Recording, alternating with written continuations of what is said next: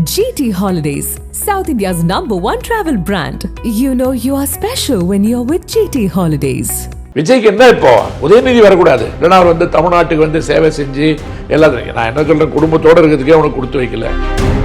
இப்போ திமுக ஜெயிச்சே தீரணும், வென்றே தீரணும் அப்படின்னு நான் இந்த இடத்துல பேச வரல. அது திமுகவினுடைய கவலை. திமுக பல தவறுகளை செய்திருக்கிறது. என்ன பொறுத்த வரைக்கும் தமிழ்நாட்டில் திராவிட கட்சியுடைய ஆதரவு இல்லாமல் காங்கிரஸ் என்ற இயக்கத்திற்கு இங்கே வேலையே இல்லைன்னு சொல்லிட்டு காங்கிரஸுக்கு எக்ஸிட் கார்டு போட்டு கொடுத்ததே ஒட்டுமொத்த இந்தியாவில் முதல்ல தமிழ்நாடு தான். ஆனா ஏதாவது ஒரு நப்பாச இருந்து ஒரு சினிமாக்காரன் பின்னாடி போய் நின்று குடும்பத்துல குழப்பத்தை உண்டாக்கலாம்னு நினைச்சா அதனுடைய நிரந்தர அழிவும் நன்றி கட்டத்தனமும் காங்கிரஸ் வரலாற்றில் எழுதப்படும். உனக்கு மனநலம் சரியில்லை, நீ வளர்ற என்று வீடுகளுக்குள் நடக்கின்ற சண்டையை கூட அரசியல் எவ்வளவு பெரிய விஷயமா மாத்தி இருக்கிறது அந்தந்த சமுதாய மக்களுக்கு பாஜக ஆளாத மாநிலங்கள்ல இருக்க எல்லாத்தையும் ஓரங்கட்டி வச்சுட்டு திடீர்னு தமிழ் ஒரு இணைப்பு மொழி ஆகணும்னு சொல்ற டிராமா இருக்கு பாருங்க. சர்ச்சில் பிரேயர் பண்ண மாதிரி. எனக்கு தெரிஞ்ச அகில இந்திய அளவில் திராவிட இயக்கங்களுக்கு இணையாக சனாதனத்திற்கு எதிரான மிக நீண்ட இந்த போரை 7 முனை அளவு கூட கூர்மை குறையாமல் நடத்தி கொண்டிருக்கின்ற ஒரே மனிதன் திருமாவளவன் தான்.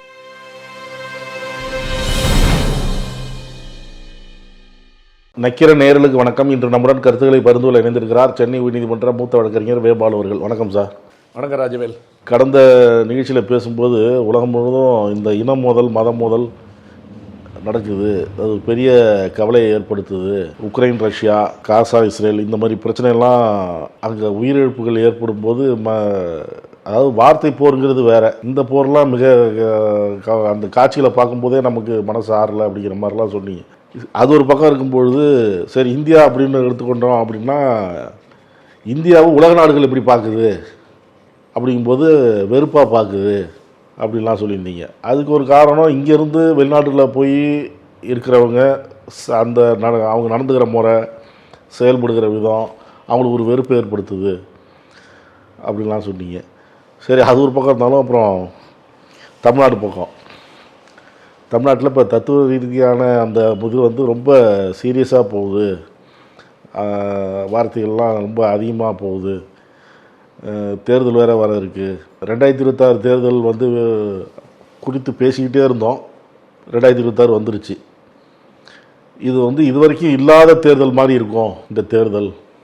2026 தேர்தல் ஆரியம் திராவிடம் ஆரியம் திராவிடம் அப்படின்னு சொன்னது இப்போ தமிழ் தேசியமும் சேர்ந்துக்கிச்சு.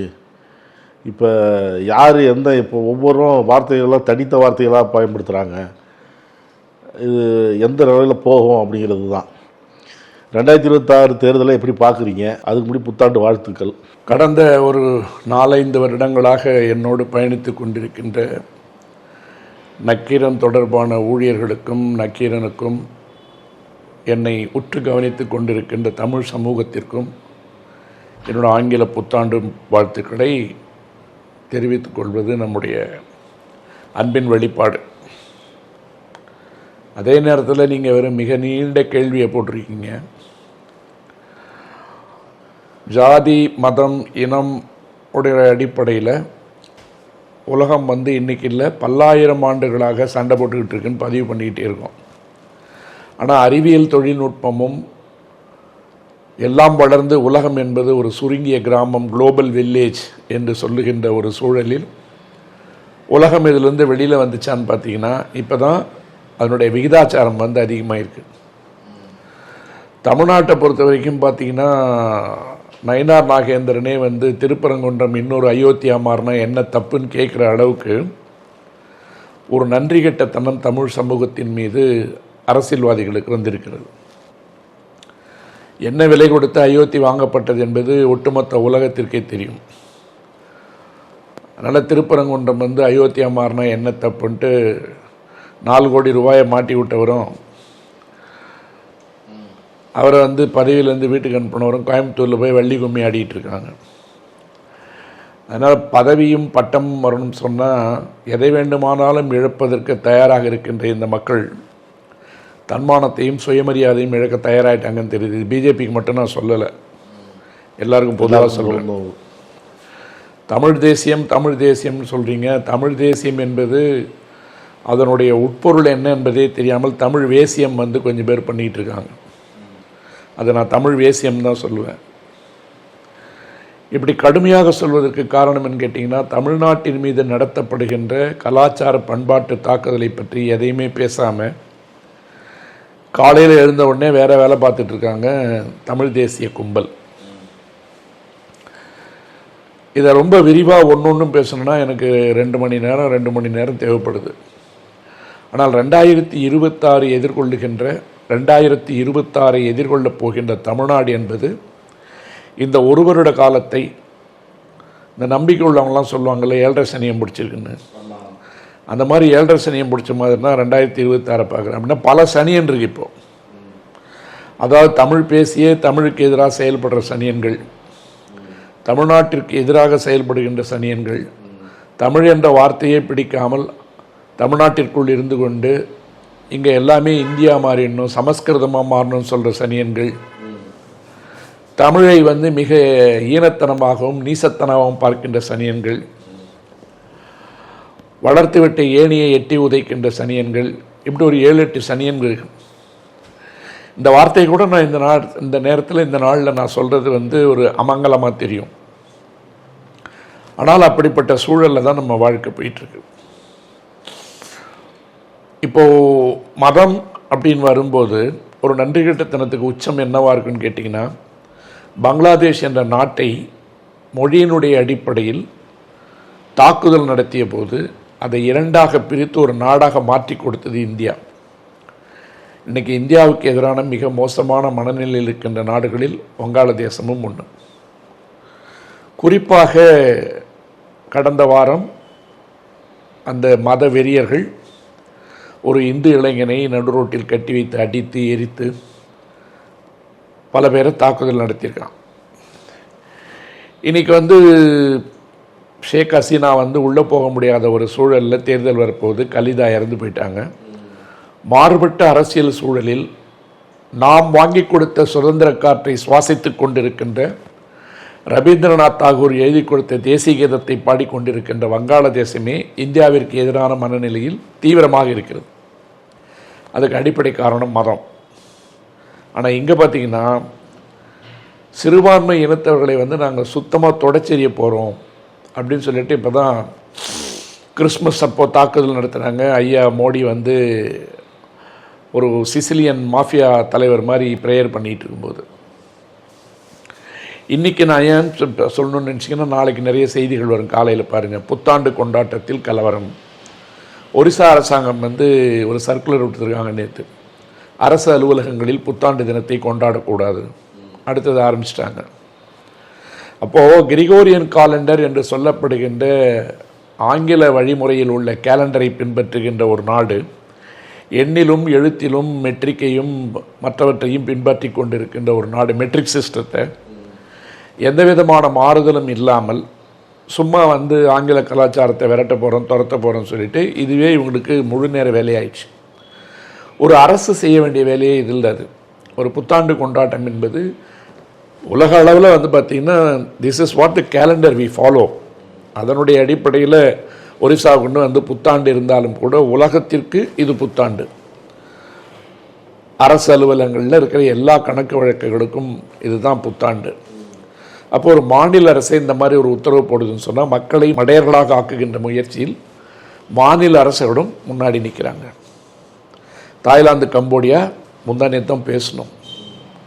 இன்றைக்கி புட்டின் சொல்கிறாரு, என் வீட்டு மேலே ட்ரோன் அடிச்சிட்டாரு செலன்ஸ்கி, என் வீட்டின் மீது தாக்குதல் அப்படிங்கிறார். ஒரு யூத இன மக்கள் 1 கோடி பேர் இருந்துக்கிட்டு உலகத்தில் இருக்கிற ஒரு 170-180 கோடி பேரை அமெரிக்காவினுடைய துணையோடு, இப்போ தமிழ்நாட்டில் பிஜேபியினுடைய நிழலில் பதுங்கிட்டு சீமான் விஜய் எல்லாம் பேசுகிற மாதிரி நெத்தன்யாகு மிரட்டிகிட்டு இருக்கார் உலகத்தை. இந்த சாயந்தரத்தில் டிஷர்ட் கும்பல்லாம் வருது இல்லை, பிஜேபி ஆட்சி வந்ததுக்கு பின்னாடி மீசம் முளைச்சுன்னு சொன்னேன் நான்.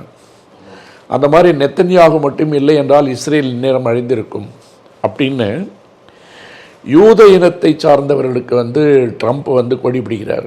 இந்த பக்கம் கிறிஸ்தவர்கள் மீது தாக்குதல் நடந்தால் பார்த்துட்டு சும்மா இருக்க மாட்டேன் நைஜீரியாவுக்கு எச்சரிக்கை கொடுக்குறாரு. இந்த குழப்பம் எப்படின்னு பார்த்தீங்கன்னா, எல்லாமே அரசியல் சார்ந்ததாக இருக்குது. இஸ்லாமிய இனக்குழுக்களும் ஒன்றும் நாங்கள் யாருக்கும் சளைச்சவங்க இல்லைன்னு சொல்லிட்டு டெய்லி போட்டு தாக்கிட்டு அடிச்சுக்கிட்டு தான் இருக்காங்க. அப்போ மக்கள் என்னவாக 2026 சந்திக்க போகிறார்கள் என்று சொன்னால், எப்போதும் போல ஜனவரி 26 வர்றதுக்கு டிசம்பர் 31 எல்லா இடத்திலும் நடக்கிற ஒரு கொண்டாட்டம் தமிழ்நாட்டிலையும் நடக்குது.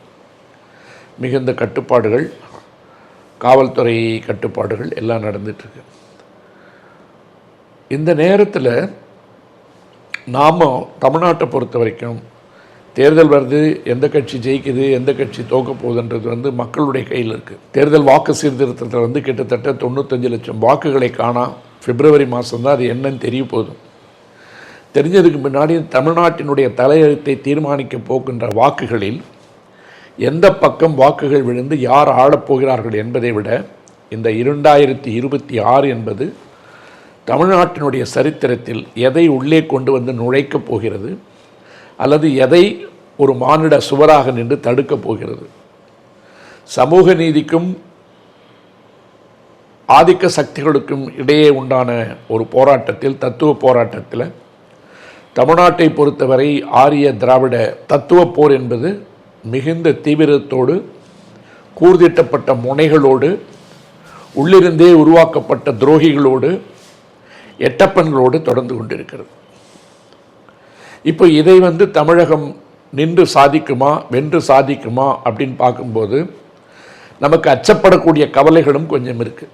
அதுக்கு காரணம், நீங்கள் மது, போதை, கலாச்சாரம் தமிழ்நாடு சீர்கெட்டு விட்டதுன்னு சொல்லிட்டு எல்லாரும் பேசுகிறாங்க. உலக அளவில் போதைன்றது இன்றைக்கி ஒரு மிகப்பெரிய கலாச்சாரம். வெளிநாடுகளில் நீங்கள் பார்த்தீங்கன்னா போதைப் பொருள் கஞ்சாலாம் தாண்டி, அபின்லாம் தாண்டி, அவன் கொக்கைனையும் தாண்டி ஊசியை போட்டுக்கிட்டு பாம்பு விட்டு கடிக்கிற அளவுக்கு போய் எங்கேயோ போயிடுச்சு. அது ஒரு சின்னதாக ஒரு 3 கிராம் பாக்கெட்டில் இருந்தால் ஒரு 50,000 60,000 விற்கலாம்னு சொல்லும்போது அது பல பேருடைய சட்டவிரோத தொழிலாக மாறியது மட்டுமல்லாமல் ஒரு இனத்தை அழிப்பதற்குண்டான கருவியாகவும் அது பஞ்சாபிலும் யாழ்ப்பாணத்திலும் பயன்படுகிறது. பஞ்சாபில் நீங்கள் பார்த்தீங்கன்னா அங்கே இருக்கின்ற சீக்கியர்களை எதிர்கொண்டு அரசியல் நடத்துவது மிகவும் சிரமம் என்ற காரணத்தால் நீங்கள் ஒட்டுமொத்த அரசியல் கிளைமேட் பாருங்கள். ஒரு ஊருக்கும் போகும்போது மோடி ஒரு விதையை தூவிட்டு போவார், அந்த மாநிலத்திற்கு எதிரான வெறுப்பை பேசுவார். பஞ்சாபை பற்றி இன்னும் ஒரு நாள் கூட வாய் திறக்கல. ஏன்னு கேட்டிங்கன்னா, குஜராத்தில் வீட்டுக்கு ஒருத்தர் ஷேர் மார்க்கெட்டில் இருப்பார், வெளிநாட்டுக்கு போயிட்டு இருப்பார், அங்கே போய் தொழில் பண்ணிகிட்டு இருப்பார். இந்த நாட்டிற்கென்று சேவை செய்பவர்களில் வீட்டுக்கு ஒருத்தன் பஞ்சாப்லேருந்து இராணுவத்தில் இருப்பான். அவனை பேசிட்டு வெளியெல்லாம் வந்துட முடியாது. அதனால் பஞ்சாபை பொறுத்தவரை வெளிநாடுகளில் இருக்கின்றவர்கள் அனுப்புகின்ற பணத்தை வைத்துக்கொண்டு ஒரு போதை கலாச்சாரம் அங்கே தான் மிக மோசமாக போயிட்டுருக்கு. அடுத்தது பார்த்திங்கன்னா, இவ்வளவு பெரிய போராட்டம், இழப்புகள் எல்லாம் சந்தித்து அகதிகளாக பல லட்சம் பேர் வெளிநாடுகளுக்கு போன பின்னாடி யாழ்ப்பாணத்தில் இருக்கின்ற தமிழர்கள் போதையினுடைய பிடிக்கு கொண்டு வரப்பட்டு மெல்ல மெல்ல கொஞ்சம் கொஞ்சமாக அரசாங்கத்தின் அனுமதியோடு சீரழிக்கப்படுகிறார்கள். தமிழ்நாட்டில் இல்லைன்னா நான் சொல்ல மாட்டேன். தமிழ்நாட்டில் கஞ்சா நடமாட்டம் இல்லைன்னு சொன்னால் நம்ம கண்ணை மூடிக்கிட்டு உலகத்தை பார்க்குற மாதிரி. அது எல்லா அரசுகளும் எல்லா மாநிலங்களும் இருக்கிற இடத்துல இருக்குது. இப்போ நேற்று கூட பார்த்திங்கன்னா அந்த திருத்தணியில் ஒரு வடமாநில இளைஞரை போட்டு அடித்து வீடியோ எடுத்து போடுறாங்க. அதுக்கு அகில உலக தலைவர்கள்லாம் பேட்டி கொடுத்து தமிழ்நாடு இதையெல்லாம் பார்க்கணுன்னு சொல்லிட்டு அடுத்தவன் பாட்டை திருடி மியூசிக் போட்டுக்கிட்டு அறிவு மாதிரி இருக்கிற ஏழை எளிய பிள்ளைகளை ஏமாற்றிட்டு இருக்க சந்தோஷ் நாராயணெல்லாம் கருத்து சொல்ல வந்துட்டார். ஏன்னா இவன் போடுற பாட்டில் பாதி பாட்டு போதை பாட்டு. அனிருத்தும் சந்தோஷ் நாராயணனும் தமிழினுடைய பாடல்களுடைய தரத்தை சீரழித்ததில் முதலிடத்தில் நிற்கின்ற 2 பேர்.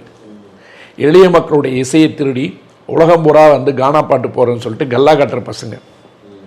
அவர் கூட நேற்று ஒரு அறிக்கை விட்டுருக்காரு. நான் என்ன சொல்கிறேன், இது கண்டிக்கப்பட வேண்டிய ஒன்று. இந்த நைட்டில் 2 மணிக்கு கனவு கண்டு அப்புறம் மனைவி வீட்டை கேட்டு போய் கட்சி அடமானம் வச்சார்ல ஒருத்தர் மாமனிதர். ஆமாம், பாஜகவில் அவரும் நேற்று அறிக்கை விட்டுருக்காரு. எல்லாரும் பெரும்பாலும் நீங்கள் விடுங்க, தப்பில்லை. அது ஒரு கன்சர்ன் தான், நான் குறை சொல்ல. ஆனால் அதே இந்த நேரத்தில் தமிழ்நாட்டிலிருந்து புறப்படுகின்ற அத்தனை ரயில்களிலும் பதிவு செய்யப்பட்ட பெட்டிகளில் ஏறி அமர்ந்து கொண்டு பெண்களை கூட கழிவறைக்கு போக சொல்லாமல் போக விட முடியாமல் அடிக்கிறான்ல, அவனை பற்றி யாராவது பேசுகிறீங்களா? ஒவ்வொரு வங்கியிலையும் உட்காந்துட்டு எனக்கு ஹிந்தி தான் தெரியும், தமிழ் பேச முடியாது, உன்னால் முடிஞ்சது பார்த்துக்கோன்னு சொல்கிறான்ல. அன்றைக்கி ஏதாவது சொரணை இருந்ததா? மத்திய அலுவலகங்கள் இருக்கிற எல்லா இடத்துலையும் வட இந்தியர்களை கொண்டு நிரப்பி ஒன்றுமே இல்லை, நீங்கள் வந்து ஒரு டெலிஃபோனில் எடுத்துங்க, எதை எடுத்துங்க, முதல்ல வந்து அனௌன்ஸ்மெண்ட் எதில் வருதுன்னு பாருங்கள். இதையும் பற்றி பேசுங்க. நான் வந்து திருத்தணியில் நடந்த சமாச்சாரத்தை வந்து என்னால் நியாயப்படுத்தலாம் முடியாது. எப்படி வந்து காட்டு மிராண்டிகள் வந்து வங்கதேசத்தில் வந்து ஒருத்தனை நடுரோட்டில் வச்சு எரிச்சாங்களோ அது கண்டனத்திற்குரியது. அவன் எந்த மதத்தினுடைய அடிப்படையில் செஞ்சாலும் அவன் வந்து தூக்கிலிடப்பட வேண்டியவன். அந்த மாதிரி கஞ்சா போதை வந்து எல்லா இடத்துல இருக்கிற இடத்துல வந்து இதெல்லாம் தாண்டி வேற ஒரு போதையில் போயிட்டுருக்கேன். மத போதை. போன நிகழ்ச்சியில் சொன்ன மது போதையை விட மிக மோசமானது மத போதைன்னு. இந்த மத போதை ஏற்றிக்கிட்டே இருக்கான் பாருங்க. இதுதான் இப்போ வந்து உண்மையான ஆபத்து. எப்படின்னு கேட்டிங்கன்னா, காலையில் எழுந்த உடனே மதத்தை பற்றி பேச வேண்டியது, அனுமாரை பற்றி பேச வேண்டியது, ராமரை பற்றி பேச வேண்டியது, இந்த பக்கம் ஒன்று ஒன்றா விற்க வேண்டியது, எல்ஐசி விற்க வேண்டியது, ஏர்போர்ட்டை விற்க வேண்டியது, எல்லாத்தையும் விற்க வேண்டியது. ஒரு 2 மாத காலமாக செய்தி அடிபட்டிருக்கு ராஜவேல். 4000 கோடி வரி ஏய்ப்பில் அனில் அம்பானியினுடைய அலுவலகம் சோதனைக்குள்ளானது. விசாரிக்கப்பட்டார்கள் அப்படின்னு போட்டு அவங்க பையன் மேலே போன வாரம் தான் ஒரே ஒரு எஃப்ஐஆர் போட்டிருக்காங்க. இதே தமிழ்நாட்டில் நடந்திருந்தால் என்ன கூக்குரல்! யாராக இருக்கட்டும், உடனே திமுக அதிமுகலாம் பார்க்கல, யாராக இருந்தாலும் வட இந்திய மீடியாக்கள் வந்து பெரிய பெரிய குரல் கொடுப்பான். சரி, நீதிமன்றங்களுக்கு போனால் என்ன நடக்குதுன்னா, நம்ம மிகப்பெரிய மதிப்பும் மரியாதையும் வைத்திருந்த கவாய் போன்றவர்களே கடைசி நேரத்தில் மிகப்பெரிய தவறுகளை இழைத்து விட்டு செல்லுகிறார்கள். ஆரவல்லி மலைத்தொடர் என்பது இந்தியாவினுடைய பாதுகாப்பு அரண். அந்த பாதுகாப்பு அரண் வந்து எப்படின்னு கேட்டிங்கன்னா, அது குஜராத்தில் தொடங்கி ராஜஸ்தான், மத்திய பிரதேசம், சத்தீஸ்கர் இப்படி வந்துட்டு பல்லாயிரக்கணக்கான மைல்கள் நீண்டிருக்கின்ற ஆரவல்லி மலைத்தொடர் என்பது இந்தியாவினுடைய பாதுகாப்பு அரண். சொல்றதுக்கு காரணம் என்னன்னு கேட்டிங்கன்னா, இயற்கை பேரழிவின் தாக்குதல்களிலிருந்து, பாலைவனத்திலிருந்து வருகின்ற மணல் புயல் இருக்கு பாருங்க, அதையெல்லாம் தடுக்கிற செவர் மாதிரி இருக்குது. இல்லைன்னா தார் பாலைவனத்திலிருந்து அடிக்கிற மணல் புயல் இருக்கு பாருங்க, டெல்லி வரைக்கும் வந்து நுழைஞ்சிரும். அப்போ அங்கே இருக்கின்ற காடுகளும் அந்த மலையும் வந்து ஒரு இயற்கை அரணாக இருந்து தடுத்துக்கிட்டு இருக்கும்போது நீங்கள் யோசிச்சு பாருங்கள்.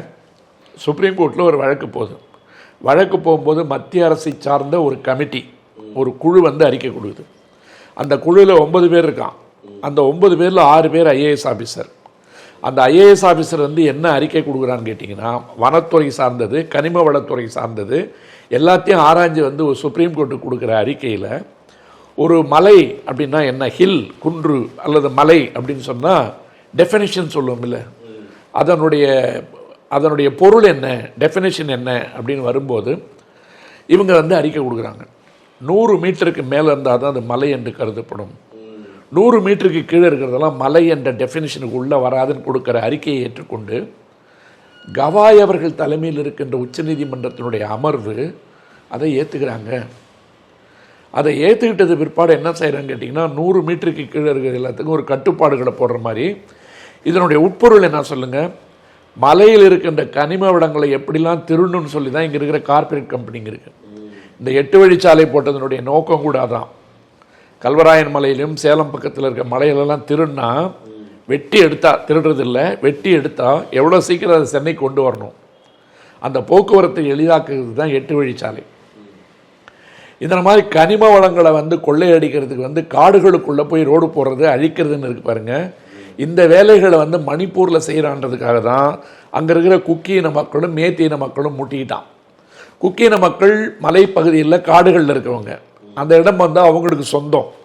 மேத்தியின மக்களை நீங்கள் உள்ளே விட்டிங்கன்னா இந்த காட்டை வந்து கபலீகரம் பண்ணிடுவான் அப்படின்றதுக்காக தான் மலைவாழ் மக்கள் மாவோயிஸ்டுகளோட சேர்ந்து இவ்வளோ நாளாக வந்து போராட்டம் நடந்துகிட்டு இருந்தான்.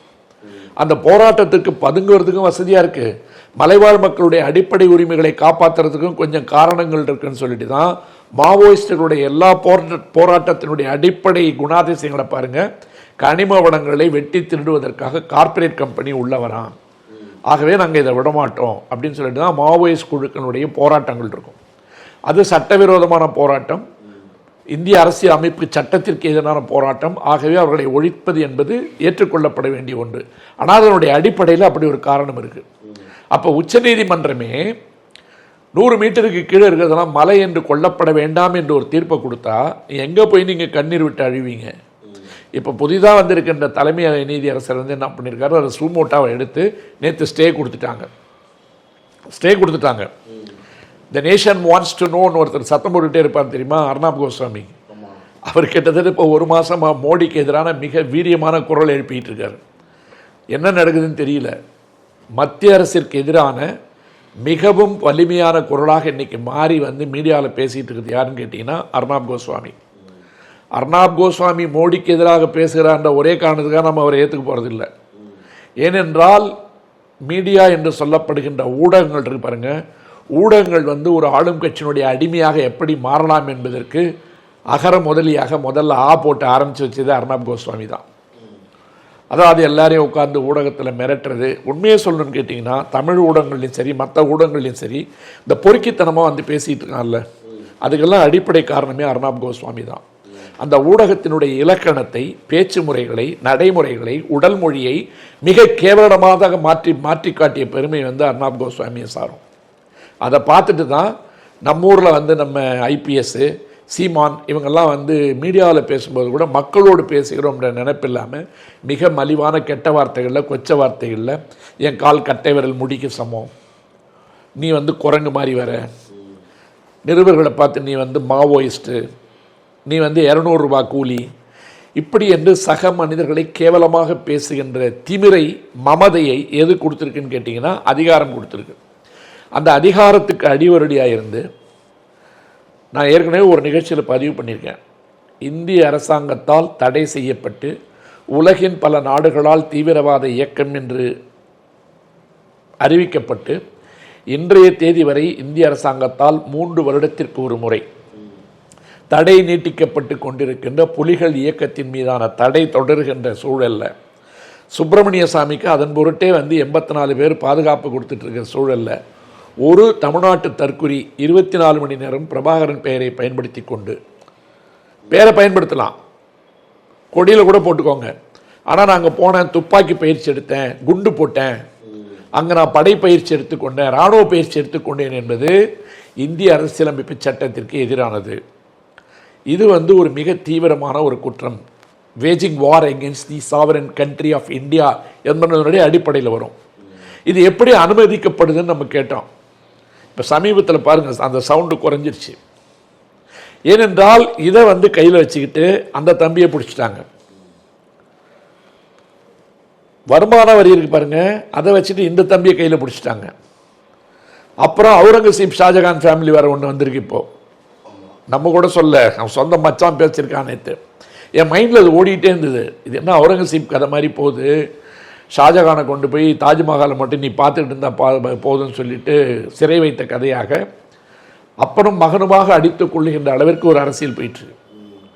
அந்த அரசியல் வந்து போகிறத பற்றி நமக்கு ஒன்றும் ஒரு பெரிய கருத்து இல்லை. ஆனால் அதை சார்ந்த மக்களுக்கு, அவர்களுக்கு பின்னால் அந்த இன மக்களுக்கு எவ்வளோ பெரிய பின்னடைவை அதை கொண்டு வந்திருக்கிறது.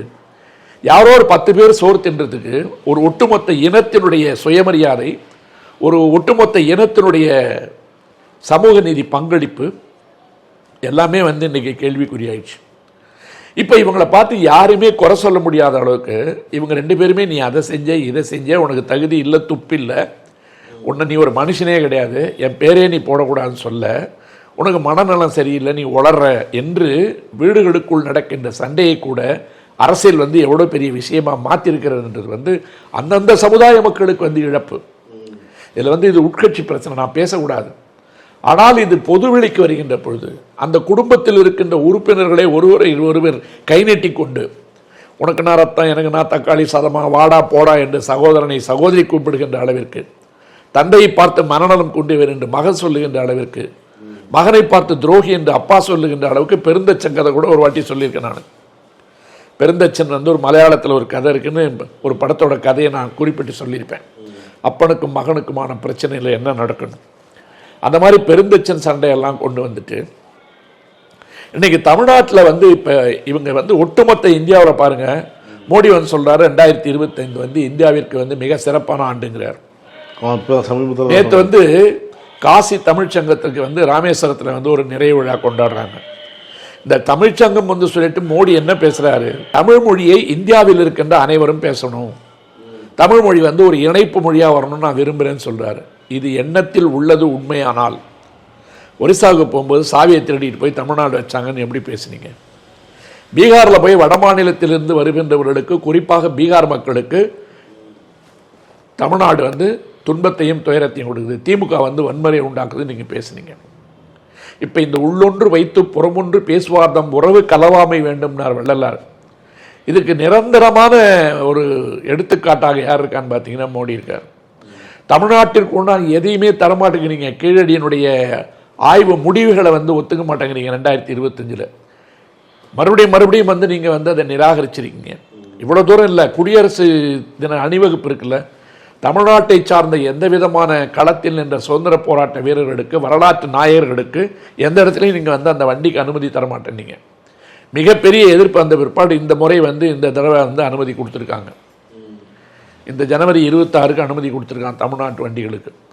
ஆனால் நீங்கள் தமிழ்நாட்டுக்கு வந்து ஒரு மசோதா, பல்கலைக்கழக மசோதா போகுது.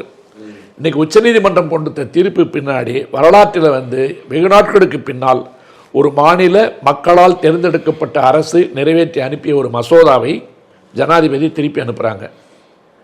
இதையெல்லாம் மறைச்சி வச்சுட்டு இங்கே இருக்கின்ற எல்லா திட்டத்துக்கும் தூங்கி எழுந்தால் சமஸ்கிருதத்தில் பேர் வச்சுட்டு, இந்தியில் கூட வைக்கிறது இல்லை இப்பெல்லாம், தமிழை வந்து புறந்தள்ளி விட்டு, தமிழ் மட்டும் இல்லை, மேற்கு வங்காளம், கேரளா போன்ற பாஜக ஆளாத மாநிலங்களில் இருக்க எல்லாத்தையும் ஓரங்கட்டி வச்சுட்டு திடீர்னு வந்து தமிழ் வந்து ஒரு இணைப்பு மொழி ஆகணும்னு சொல்கிற ட்ராமா இருக்குது பாருங்கள். சர்ச்சில் ப்ரேயர் பண்ண மாதிரி இந்த பக்கம் வெளியில் அடிச்சிட்டு இருக்கும்போது சர்ச்சில் ப்ரேயர் பண்ணார்ல, ரெண்டும் சமம் தான். அப்படி தமிழர்களுக்கு எதிரான துரோகத்தை உங்கள் மொழி மூலமாக, உங்கள் வழியாகவே, உங்களோடு உங்களுக்கு பிறந்த பிள்ளைகள் வழியாகவே உங்களை வந்து டெய்லி வந்து சதைச்சிட்டு இருக்கான் தினமும். இந்த சூழலில் தான் 2026 தேர்தல் வருது. அது நீங்கள் கேட்ட கேள்விக்கு இப்போ தான் வரேனா. அதாவது ஆரியம் திராவிடம் என்கின்ற ஒரு தத்துவ போர், சித்தாந்த முரண்பாடுகள், விவாதங்கள். இந்த விவாதங்கள் இன்றைக்கி தான் இருக்குதான்னு கேட்டீங்கன்னா எப்போவுமே இருக்குது. 1000 வருடங்களாக, பல்லாயிரம் வருடங்களாக நடந்துகிட்டு இருக்கு. இந்த ஆரியம் வந்து எங்கெல்லாம் காம்ப்ரமைஸ் பண்ணணுன்னு 10 வாட்டி பேசுனது 11வது வாட்டி பேசுகிறேன். நேற்று கூட ஸ்ரீரங்கர் வந்து ரங்கநாதன் வந்து சொர்க்கவாசல் திறந்திருக்காரு. துலுக்கநாச்சாரி என்னாச்சுன்னு தெரியல. என்ன துலுக்கநாச்சாருக்கு நேற்று என்ன ப்ரே பண்ணாங்க ஒன்றும் தெரியாது. ஆனால் ஏன் இது ஆரிய திராவிடம் நான் சொல்றேன்னு கேட்டிங்கன்னா, குறிப்பாக 2வது முறை பாரதிய ஜனதா ஆட்சிக்கு வந்த பின்னால் இந்த திராவிடத்தின் சுவர்களை ஒவ்வொரு செங்கல்லாக எடுக்க வேண்டும் என்பதில் திட்டம் போட்டு தீர்மானமாக அவங்க வேலை செஞ்சிட்ருக்காங்க. இதுக்கு யாரெல்லாம் பலிகடாக்கிட்டு இருக்கோன்னு பார்த்தீங்கன்னா, நாம் தான் நம்முடைய பிள்ளைகளை தத்து கொடுத்துருக்கோம். தமிழிசை கொடுத்தோம், சீமானை கொடுத்தோம், இப்போ புதுசாக சினிமா நடிகரை கொடுத்துருக்கோம். அதையே நான் வந்து உங்களுக்கு குறிப்பாக சொன்னேன். இளைஞர்களுடைய வாக்குகளை, வரலாறு போன்றவற்றை புரிந்து கொள்ளாத பேரிடம் பருவத்தில் இருக்கின்றவர்களை விட வளரிடம் பருவம் சொல்கிறோம் பாருங்க, இந்த 20-25 வயசுக்குள்ளே இருக்கான் பாருங்க, அவர்களை குறிவைத்து இந்த பக்கம் நீ பெரியார் பேரை சொல்லி இந்த ஓட்டை நீ டைவெர்ட் பண்ணு, கொஞ்சம் கிறிஸ்டின் ஓட்டை உட, இந்த பக்கம் பெரியாரை திட்டு, அந்த மனநிலையில் இருக்கிறவங்களோட ஓட்டை உட, நீங்கள் 2 பேரும் பிரிச்சுருங்க. பிரித்ததுக்கு பிற்பாடு நாங்கள் அடிமை அதிமுகவை வந்து கையில் எடுத்ததுக்கு பிற்பாடு எப்படியாவது வந்து திமுக மேலே இருக்கிற அதிருப்தின்னு சொல்லி இந்த தேர்தலை வென்றுவிட்டால் தமிழ்நாடு என்னவாக போகிறது. இப்போ திமுக வந்து ஜெயிச்சே தீரணும், வென்றே தீரணும் அப்படின்னு நான் இந்த இடத்துல பேச வரல. அது திமுகவினுடைய கவலை. திமுக பல தவறுகளை செய்திருக்கிறது. என்னை பொறுத்த வரைக்கும் கடுமையான நடவடிக்கைகளை எடுக்காமல் சில சில்லுண்டிகளை விட்டு வேடிக்கை பார்த்ததன் விளைவாக நான் 4-5 நிகழ்ச்சியில் சொல்லியிருக்கேன், அதிகப்படியான நாகரிகம் என்பது மோசமான அநாகரிகம்னு. இந்த சாஃப்ட் பெடலிங் சொல்லுவாங்க, அதெல்லாம் நீங்கள் டீல் பண்ண போய் தான் சில நீதிமன்றங்கள் வந்து மிகப்பெரிய குற்றவாளிகளுக்கு அவங்களே வழக்கறிஞராகி வாதாடுறாங்க. நீதிபதிகளே குற்றவாளிகளுக்கு வழக்கறிஞராகி வாதாடுறாங்க. நான் கோடிட்டு தான் காட்ட முடியும். மிக மோசமான செய்கைகளை ஊடகங்கள் மூலமாக செய்து கொண்டிருக்கின்ற சிலருக்கு இது பேச்சுரிமை, எழுத்துரிமை என்பதாக நீதிமன்றங்களே பல தவறு பண்ணது, கவாய் பண்ண மாதிரி. இப்போ இந்த சூழலில் நீங்கள் பாருங்க, பல இடங்களில் நீதி நமக்கு நேர்கோட்டு எதிரியாக இருக்கிறது. சமூகத்தினுடைய உயர் பதவிகளை அனுபவித்துக் கொண்டிருக்கின்ற ஒரு உல்லாச கும்பல் உங்களுக்கு 24 மணி நேரமும் எதிரியாக இருந்து வேலை செஞ்சிட்டு இருக்கு. குறிப்பாக தமிழ்நாட்டில் ஒரு பத்திரிகை இருக்குங்க, அந்த பத்திரிகையிலேருந்து ஒரு 3 பேர் 24 மணி நேரம் பார்த்தீங்கன்னா 4 சேனலில் மாறி மாறி பேசிகிட்டு இருக்கான். அவங்க குருநாதராலே முடியல, இருமி பார்த்துட்டு போயிட்டாரு. ஆனால் 24 மணி நேரமும் அந்த வேலை செய்கிறான். அவனுடைய ஒரே நோக்கம் என்பது தமிழ்நாட்டில் திமுகவை அகற்ற வேண்டும் என்பது அல்ல, திராவிடத்தின் கொள்கைகளுக்கு முற்றுப்புள்ளி வைக்க வேண்டும். அதனால தான் கடந்த 6-7 மாதங்களுக்கு முன்னால் பாரதிய ஜனதாவை சார்ந்த ஐபிஎஸ்க்கு ஆதரவாக நின்று கொண்டிருந்த அத்தனை சங்கிகளும், இடையில் சீமானை ஏற்றிவிட்டு வேடிக்கை பார்த்து கொண்டிருந்த அத்தனை சங்கிகளும் இன்னைக்கு சினிமா நடிகன் பின்னாடி போயிட்டான். எதை வேணா நீங்க பாருங்க ஊடகத்தில். அவன் வந்து எச் ராஜா சொன்ன மாதிரி ஜோசப் விஜயும் இல்லை, அவன் தான் சொன்னான், நம்ம சொல்ல.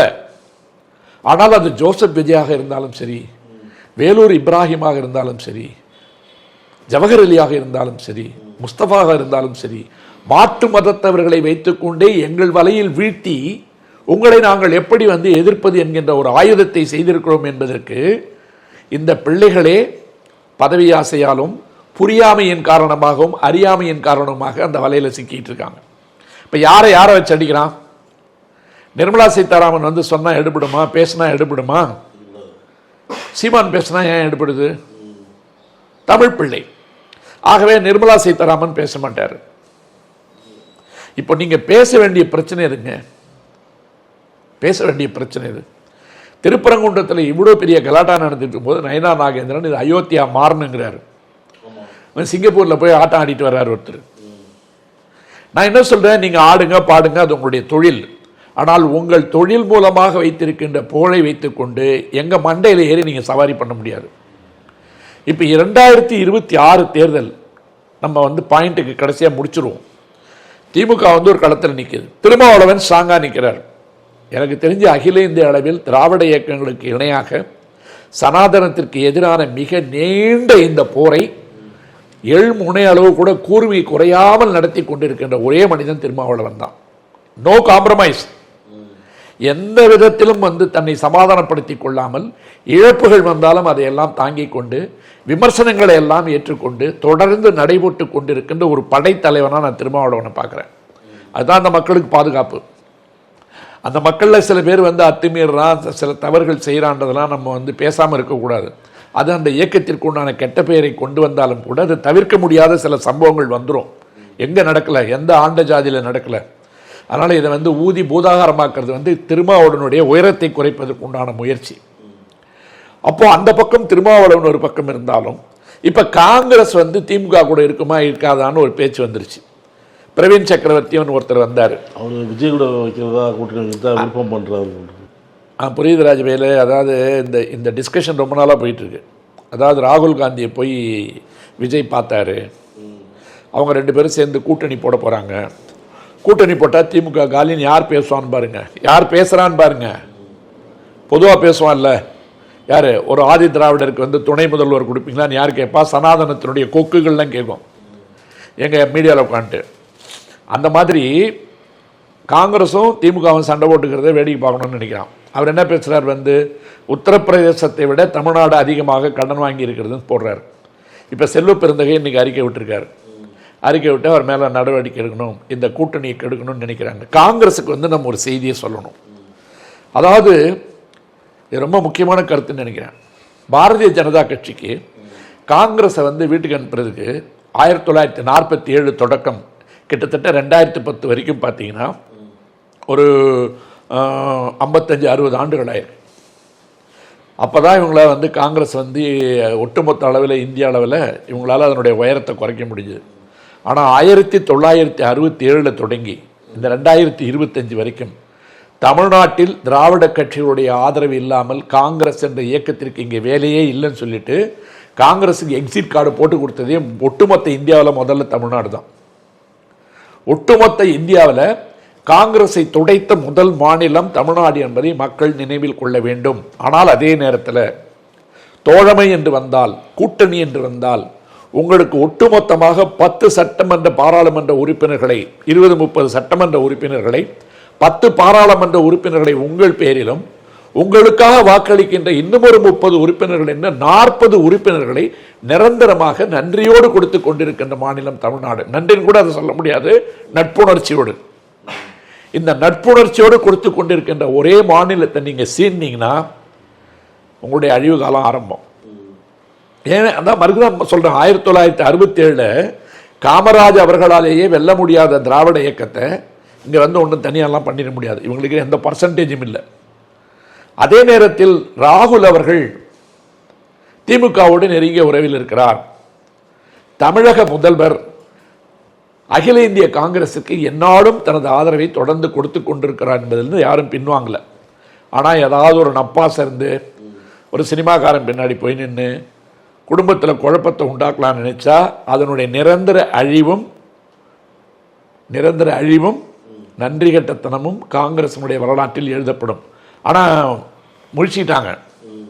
முழிச்சிட்டு இன்னைக்கு வந்து அவர் மேலே நடவடிக்கை எடுக்கணும். ஏன்னா உங்களுக்கு காங்கிரஸில் ஏற்கனவே பிரச்சனை இருக்குது. ஜெயராம் ரமேஷ் ஒரு பக்கம், சசி தரூர் வந்து அறிவிக்கப்படாத பிஜேபி ஏஜென்ட்டாகவே மாறிட்டார். அங்கே உள்குத்தே அதிகமாக இருக்கு. கர்நாடகாவில் பிரச்சனை ஓடிக்கிட்டு இருக்கு சித்தராமையாவுக்கும் டிகேஎஸ்க்கும். இப்படி எல்லா இடங்களிலும் இருக்கிற சூழலில் தமிழ்நாட்டிலும் தங்களுடைய தளத்தை அவர்கள் இழப்பார்கள் என்று சொன்னால், இந்த தேர்தலில் காங்கிரஸ் அந்த தவறை செய்யும் என்று சொன்னால், தமிழ்நாட்டை பொறுத்தவரை காங்கிரஸுக்கு ஒன்றும் விடிவு காலம் கிடையாது. அதாவது ஒரு தத்துவமான இயக்கத்தின் பின்னாடி நிற்கிறத விட்டுட்டு நான் சினிமாக்காரன் பின்னாடி போகணும்னு சொன்னால் தாராளமாக போட்டோம். Let them check their power, let them check their strength. DMK ஒன்றும் இழப்பில்லை. ஒருவேளை தேர்தலில் தோல்வி வந்தாலும் கூட திமுக இழப்பதற்கு ஒன்றுமில்லை. ஏனென்றால் அந்த வலியை, அந்த பலவீனத்தை மக்கள் உணர்ந்தே தீர வேண்டும்.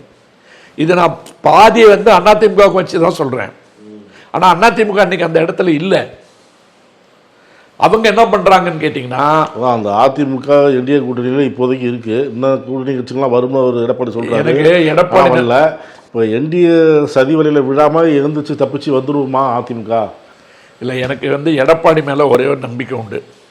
தெரிஞ்சோ தெரியாமலோ தன்னை தலைவர் நம்புறதுல அவர் தீவிரமாக இருக்கார்.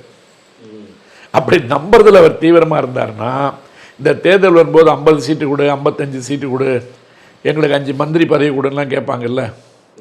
அப்படிலாம் கேட்டால் எடப்பாடி உஷாராயிருவார், கொடுக்க மாட்டார். அப்போ வந்து ஒரு செக் அண்ட் பேலன்ஸ் வரும்போது தான் ஃபில் இன் த பிளாங்க்ஸ் மாதிரி இந்த பக்கம் விஜய் மிரட்டி வச்சுருக்காங்க.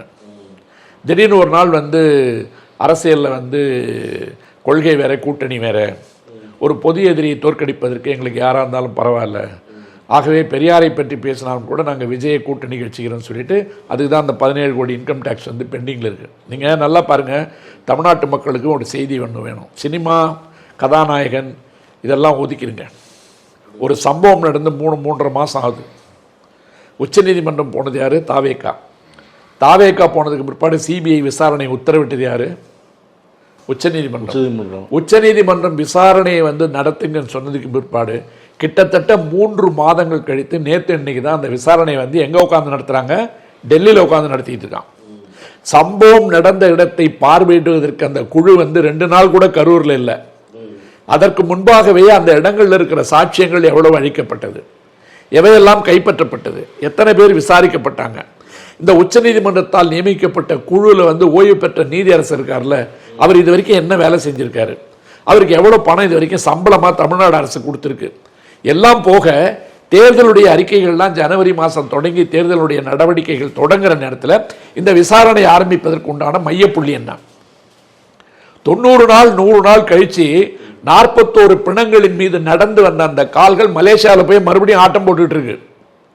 பிணத்தின் தலை மீது நடந்து வந்த கால்கள் மலேசியாவில் மறுபடியும் பாட்டுக்கு ஆட்டம் போட்டுட்டு இருக்கு.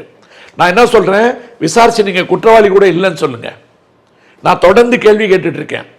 விமான நிலையத்திற்கு கொடுக்கப்பட்ட அறிக்கையின்படி அன்றைக்கு எந்த நேரத்திற்கு விமானம் புறப்படுவதாக தகவல் சொல்லப்பட்டது, எந்த நேரத்திற்கு அனுமதி வாங்கப்பட்டது, அப்படி அனுமதி வாங்கப்பட்டால் ஏன் அந்த நேரம் விமானம் அங்கே கிளம்புகின்ற வரைக்கும் அதை பொதுமக்களுக்கு சொல்லவில்லை? ட்ரோன்கள் பறப்பதற்குண்டான ஆவணங்கள் அந்த இதற்கு பாருங்க, பென்டிரைவ் இதெல்லாம் யாருகிட்ட இருக்கு, இந்த ஹார்ட் டிரைவ் எங்க போச்சு, இதை தமிழக காவல்துறை கைப்பற்றுச்சா இல்லையா? இப்ப டெல்லியில் 3 நாளா உட்காந்து 7 மணி நேரம் விசாரணை, 9 மணி நேரம் விசாரணைன்றாங்க. அதாவது நீங்க நல்லா பாருங்க, இவங்க எப்பவுமே ஸ்பையிங்ல உள்ள அனுப்புறதுல வந்து எக்ஸ்பர்ட்ஸ். 2 பேர் அனுப்பியிருக்கானா? யார் போய் ஒரு நடிகருடைய வீட்டில் வருமான வரி சோதனை நடத்தினாரோ அந்த அதிகாரி விஆர்எஸ் கொடுத்துட்டு உள்ள போறார் கட்சியில. பாஜகவினுடைய தகவல் தொழில்நுட்ப தலைவராக இருந்த ஒருத்தர் எந்த காரணமும் சொல்லாம அதிமுகவுக்கு போய் அதிமுக இருந்து விஜய் கட்சிக்கு வந்திருக்கார். ஆதவ அர்ஜுனா வந்து விசிகா போய் இங்க வந்த மாதிரி அப்ப பாரதிய ஜனதாவினால் இட்டு நிரப்பப்பட்டிருக்கின்ற இந்த ஸ்லீப்பர் செல் இருக்கு பாருங்க, இந்த ஸ்லீப்பர் செல்ல என்ன வேலை பார்க்குறாங்க? இப்போ நிர்மல் குமாரோ அல்லது அருண் ராஜா அவர் பேர், இவங்கெல்லாம் பாருங்க அந்த டீமில் போன அவர் ஒருத்தர். இப்போ இந்த விசாரணை 17 கோடி ரூபாய் வருமான ஏய்ப்பு, வரி ஏய்ப்பு என்று சொல்லி இன்கம் டேக்ஸ் நோட்டீஸ் கொடுத்து 1 மாதம் ஆகுது. அது மேலே அப்பீல் ஹைகோர்ட்டில் விஜய் ஃபைல் பண்ணியிருக்காரு. அந்த வழக்கு நிலுவையில் இருக்கு. அன்புமணி மேலே சிபிஐ வழக்கு நிலுவையில் இருக்கு. சிபிஐ வழக்கு நிலுவையில் இருக்கு. நம்ம சொல்லலை, அவங்க அப்பா சொல்லியிருக்காரு அந்த வழக்கை சீக்கிரம் விசாரித்து தீர்ப்பு கொடுங்க, தண்டனை கொடுங்கன்னு. அந்த வழக்கை இவங்க நடத்தாமல் இழுத்தடிச்சிட்டு இருக்காங்க. அன்புமணி இழுத்தடித்து கொண்டிருக்கிறான்றது ஒரு குவாஷ் பெட்டிஷன் போடுறாங்க ஹைகோர்ட்டில். குவாஷ் பெட்டிஷன் போட்டப்போ டெல்லி உயர்நீதிமன்றம் என்ன தீர்ப்பு கொடுக்குதுன்னா, இந்த வருட தொடக்கத்தில் நீங்கள் வாய்தா வாங்கி இந்த வழக்கை நடத்தாமல் இருக்கீங்க, இனிமேல் இந்த வழக்கை விரைந்து நடத்த முடிக்க வேண்டும், ஆகவே நீங்கள் கோஆபரேட் பண்ணி விசாரணைக்கு அப்பீர் ஆகணும்னு சொல்லும்போது, கோவிட் பீரியட் இருக்கு பாருங்க, அப்போ சில விதிவிலக்குகள் கொடுத்தான். என்னன்னு கேட்டிங்கன்னா, காணொலி காட்சி மூலமாக நீங்கள் அப்பீர் ஆனால் போதும், நேரில் வரணும்னு அவசியம் இல்லைன்னு சொல்லிட்டு இவர் ஒரு பெட்டிஷன் போடுறாரு. காணொலி காட்சி மூலமாக எனக்கு நாங்கள் கோர்ட்டு விசாரணைகளுக்கு பங்கேற்பதை அனுமதிக்க வேண்டும்னு சொல்லும்போது, முக்கியமான விசாரணைகள்லாம் நீங்கள் டெல்லிக்கு வரணும், அதை நீதிமன்றம் முன்னமே உறுதிப்படுத்தணும் எப்பெல்லாம் வரணுன்றதை, அது வரைக்கும் வர தேவையில்லைன்னு எக்ஸம்ஷன் கொடுத்துருக்காங்க. ஆகவே டெல்லிக்கு போகாமல் இங்கே உட்காந்தே வழக்கு நடத்திட்டு இருக்காரு. அந்த வழக்கை தான் டாக்டர் ராமதாஸ் சொல்றாரு, இவனுக்கு சீக்கிரம் தண்டனை கொடுங்கன்றார். அப்ப யார் வச்சு யார் கண்ணை குத்திக்கிட்டு இருக்காங்க? அவங்க பதவி ஆசை காண்பிப்பதன் மூலமாக ஒரு குடும்பம் சிதைப்பட்டு விட்டது. அந்த குடும்பமே அந்த குடும்பத்தில் இருக்கின்ற மற்ற உறுப்பினர்களை மிக மோசமாக விமர்சனம் பண்ணிட்டு இருக்கான். இதுதான் தமிழ் குடும்பத்துக்கு நடக்குதுங்கிற நான் டாக்டர் ராமதாஸ் குடும்பத்தை சொல்வது என்பது ஒரு உதாரணம். இப்படித்தான் தமிழ் குடும்பத்தை சிதைத்து ஒவ்வொருத்தரா எடுத்து அந்த கையை வச்சுட்டு நம்ம விரல குத்திட்டு இருக்கான். இப்ப விஜய் எப்படி செட் பண்ணிட்டாங்களா, சீமானுக்கு நான் சொன்ன காரணத்தை வச்சு செட் பண்ணிட்டாங்களா? இப்ப என்ன ஆகும்? இன்னும் ஒரு 3-4 பேர் இருக்காங்க, சசிகலா, ஓபிஎஸ், டிடிவி தினகரன், இவங்க இருக்காங்க. டிடிவி தினகரன் நேற்றைய தேதி வரைக்கும் என்ன சொல்றாரு, நெருங்கிய நண்பர் ஐபிஎஸ், ஆனால் அது வேறு. எடப்பாடி முதல்வர் என்று சொல்வதை மாற்றினால் கூட்டணிக்கு தயார்னு ஒரு செக் வச்சிருக்காரு. ஓபிஎஸ் யார் காலில் விழுந்தாலும் பரவாயில்ல, உள்ள சேர்த்துக்கிட்டா பரவாயில்லைங்கிறாரு. சசிகலாவுக்கு அந்த பால்கனி ஞாபகமே போல, அக்கா கூட நின்றுது. அப்பப்போ பால்கனியில் இருக்கிற ஞாபகத்தில் கீழே ஒரு அறிக்கை விட்டு மறுபடியும் உள்ள போயிடுது. அப்ப யார் இருக்கா? ஒரு பக்கம் ஓபிஎஸ், ஒரு பக்கம் டிடிவி, ஒரு பக்கம் சசிகலா. இவங்களை எந்த இடத்துலையும் நான் உள்ள விட மாட்டேன்றதுல எடப்பாடி குறியா இருக்கார். அந்த ஊர்ந்து தவிர்த்து போன மேஜை கூட அவர் மறந்துடுறாரு. நிறைய வாட்டி வீடியோ போட்டு காமிச்சாலும் அதை மறந்துடுறாரு. ஆக இந்த சகோதர யுத்தத்தை அதிமுக வெற்றிகரமாக நிகழ்த்திட்டாங்க.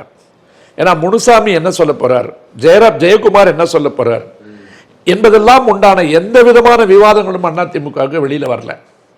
அமித்ஷா கூப்பிட்டாரு, மிரட்டினாரு, மூஞ்சில கர்ச்சிப்பை போட்டுக்கிட்டு வெளியில வந்தாரு, கூட்டணிட்டாரு. நாளைக்கு தேர்தல் வரும்போது தான் எத்தனை சீட்டு கேட்குறாங்கன்றதை பொறுத்து ஒரு பிரச்சனை இருக்கு. அப்புறம் நம்ம ஜான் பாண்டியன் இருக்காரு, டாக்டர் கிருஷ்ணசாமி இருக்காரு, பிரேமலதா இருக்கு, கம்யூனிஸ்ட் கட்சிகள் இருக்கு.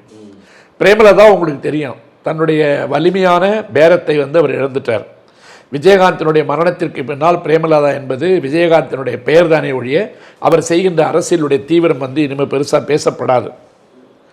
கிருஷ்ணசாமி, டாக்டர் கிருஷ்ணசாமி ஒரு குறிப்பிட்ட சமூகத்து மக்களுக்குண்டான பிரதிநிதி என்றாலும் கூட ஒரு தடுமாற்றமான முடிவுகளால் அவருடைய முடிவுகளை அவரை தீர்மானமாக சொல்ல முடியல. ஜான் பாண்டியன் சில விஷயங்களில் கண்டிக்கிறாரு, சில விஷயங்களில் மௌனமாக இருக்கார். இப்போ இவங்களுடைய சதவீதம்லாம் ரொம்ப கம்மி. அப்போ இந்த பக்கம் திமுகன்னு வரும்போது உறுதியாக திமுகவுடன் நிற்கப் போவது யார்? ஒன்று திருமாவளவன், கம்யூனிஸ்ட் இயக்கங்கள். காங்கிரஸுக்கு எந்த விதமான குளறுபடியும் இல்லைன்னு சொன்னால் அவங்களுக்கு தான் ஆதாயம். காங்கிரஸ் ஒரு வேளை வெளியே போனால் திமுகவுக்கு எந்த விதத்திலும் நஷ்டம் இல்லை.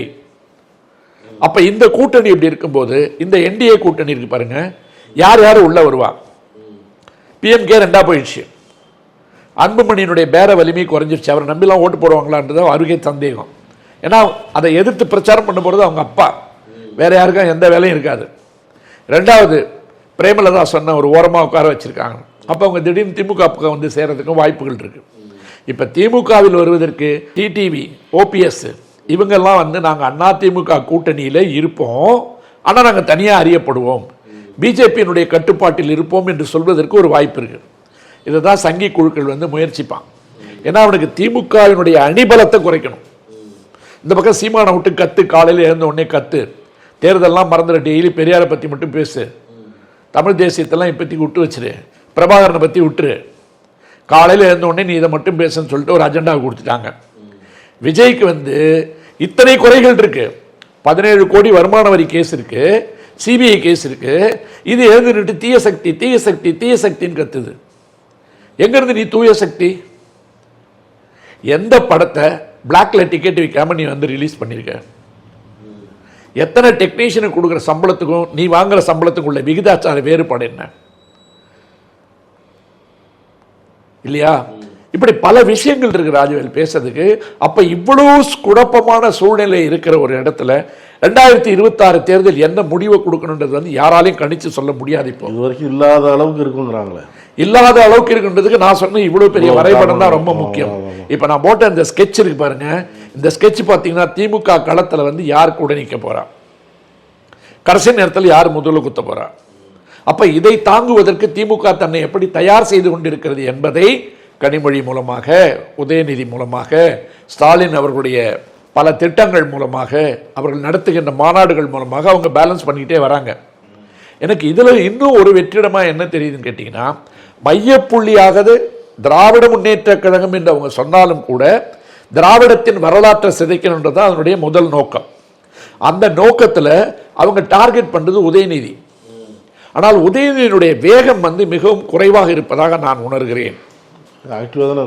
ஆக்டிவா இருக்காரு. நான் என்ன சொல்றேன், ஸ்டாலின் வந்து அவருடைய வயதிற்கும் அவருடைய உறுதிப்பாட்டிற்கும் அவர் அலைகின்ற அலைச்சலுக்கும் நேரடியாக களத்தில் இறங்கி கையில் எடுக்க வேண்டிய நேரம் தீவிரமா வரணுங்கிற. அவர் ரொம்ப ஒரு அமைதியான ஓடையை போல நதியை போல ஓடிக்கொண்டிருந்தாலும் கூட இவர்களை சிதைப்பதற்கு, இவர்களை எதிர்கொள்வதற்கு புயல் போன்ற ஒன்று செயல் தேவைப்படுது. அதை மௌனமாக செய்து கொண்டிருந்தாலும் அவர் அப்படி செய்வார் என்று சொன்னால் அதை நான் வரவேற்க காத்திருக்கிறேன். இளைஞரணி கூட்டம் நடத்தினாரு, மிக பெரும் கூட்டம்லாம் வந்தது. இன்னும் நான் என்ன சொல்றேன், ஒரு எழுச்சி மிக்க ஒரு பயணமா அது அந்த மாறினா அவருடைய எதிர்காலத்துக்கு நல்லது.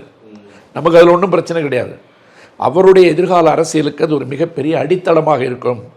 ஏன்னா இவனுங்கெல்லாம் வெளியில சொல்ல, விஜய்க்கு என்ன இப்போ உதயநிதி வரக்கூடாது, இல்லைன்னா அவர் வந்து தமிழ்நாட்டுக்கு வந்து சேவை செஞ்சு எல்லாத்தையும், நான் என்ன சொல்றேன், குடும்பத்தோடு இருக்கிறதுக்கே அவனுக்கு கொடுத்து வைக்கல. நம்ம சொல்ல வேணாம், அப்படி பேசுறாருல எல்லாத்த பத்தியும் பேசுறாருல, தீய சக்தின்னு சொல்ற ஒரு கட்சியை. அப்போ இந்த விமர்சனங்கள்லாம் தவிர்க்க முடியாது. நீ எதற்கு எடுத்துக்காட்டாக இருக்கிறாயோ அதுவாகத்தான் உன்னால் இருக்க முடியும். நீ அங்கே போய் என்னுடைய நெஞ்சில் குடியிருக்கும் மக்களே, தங்கைகளே, அக்காவே, தங்கச்சியன்னு பேசுனா இந்த கேள்வியும் வரும். நான் இதோடு அதை நிறுத்திக்கிறாங்க, அது நியாயமும் இல்லை. ஆனால் அப்படி இருக்கும்போது எப்படி நீங்கள் பார்த்தீங்கன்னாலும் 2026 தேர்தல் வந்து தமிழ்நாட்டினுடைய சரித்திரத்தை, தமிழக வரலாற்றின் பக்கங்களில் ஏதோ ஒன்றை எழுதப் போகிறது. இந்த இடத்துல தமிழர்களுக்கு உண்டான புத்தாண்டு செய்தி என்னன்னு ஒன்று இருக்கு. இந்த தமிழ் என்ற உணர்வு எவ்வளவு தூரம் வந்து கொச்சைப்படுத்தப்படுதுன்னு சொல்லிட்டு வட இந்தியாவிலலாம் என்ன நடக்குது, விமான நிலையங்களுக்கு என்ன போனால் என்ன நடக்குது, குடியேற்ற அதிகாரிகள் என்ன பேசுகிறான், குறிப்பாக ராஜீவ்காந்தி மரணத்தை வச்சுக்கிட்டு தமிழர்களை எப்படி இன்னுமே தீவிரவாதிகளாக கட்டமைப்பதில் 3% வெற்றிகரமாக இயங்கிக் கொண்டிருக்கிறார்கள். அது காங்கிரஸாக இருந்தாலும் சரி, பிஜேபியாக இருந்தாலும் சரி, யாராக இருந்தாலும் சரி, தமிழர்களை வேறு பார்வையில் பார்ப்பதற்கு காரணம் அந்த ஒரு படுகொலை.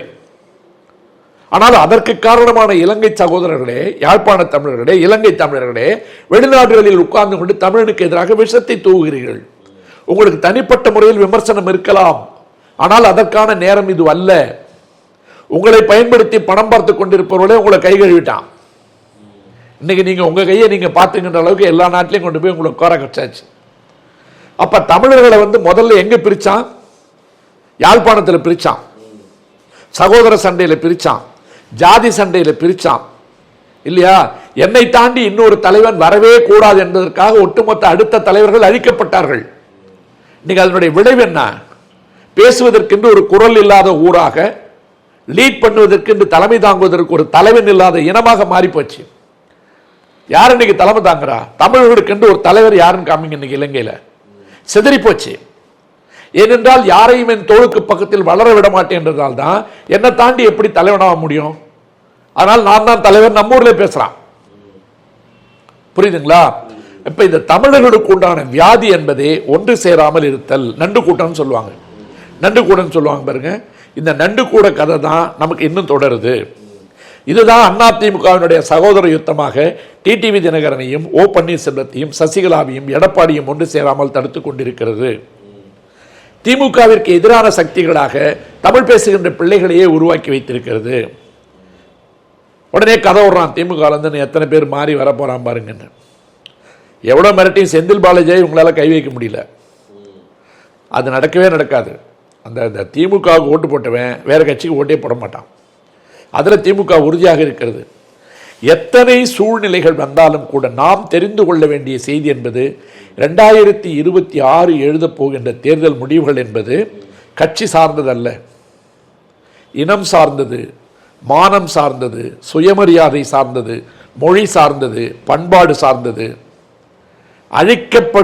அழிக்க வேண்டும் என்பதற்காக கஜினி முகமது படையெடுப்பு போல தொடர்ந்து நடத்தி கொண்டிருக்கின்ற கலாச்சார படையெடுப்பு அவர்கள் தேர்தலில் வெல்ல வேண்டும் என்பது மட்டும் அல்ல,